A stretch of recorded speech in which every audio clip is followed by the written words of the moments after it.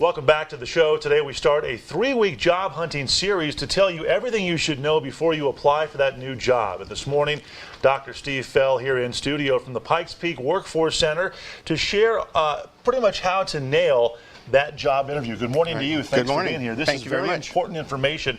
So let's start right now and get to it. How should people prepare for that interview? What must they know?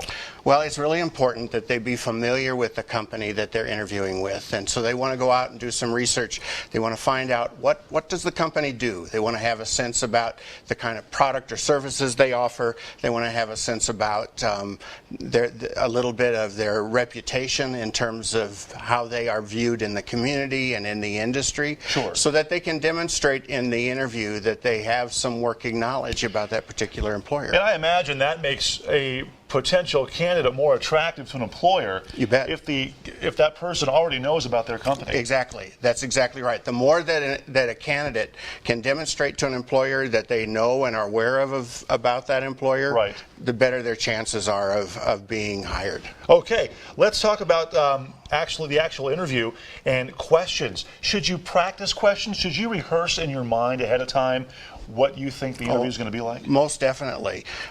You should practice in your mind, practice in front of a mirror, practice with other people asking you questions. So a really good thing is to go out and do a little bit of research on interview questions, particularly if you can find interview questions that are related to your career field, so that you begin to develop in your mind an outline or some thoughts or points that you want to make sure you touch on as you're talking in the interview. Would you say in a way that you're trying to sell yourself when you go? Oh, most definitely. Right. The interview is the point where you sell to the employer that you're the best fit for the job, you're the best person for the job. Let's get to that third point right now. Let's talk about dressing.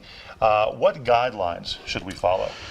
Well, generally you want to look as professional as you can. The general guideline is that you should dress at least one level above whatever the dress code is for the organization. So you want to find out what that dress code is when the interview is set up. You want to remember that how you dress for the interview is an expression of how important that job is. Okay. So the more professionally you're dressed, the better you prepare yourself in terms of good hygiene, the better impression you're going to make. You put your best face forward. You bet. When you go for that interview. Right. Also, it's kind of a back and forth. It's not just the employer that asks the questions. You should also interview the employer. You bet. You should always have some questions ready that you want to ask the employer to get their perspective. And how do you know what questions to ask? Again, that comes out of the research. Okay. I think the best questions are questions that that are raised in your mind as you're reading about the company and finding out information.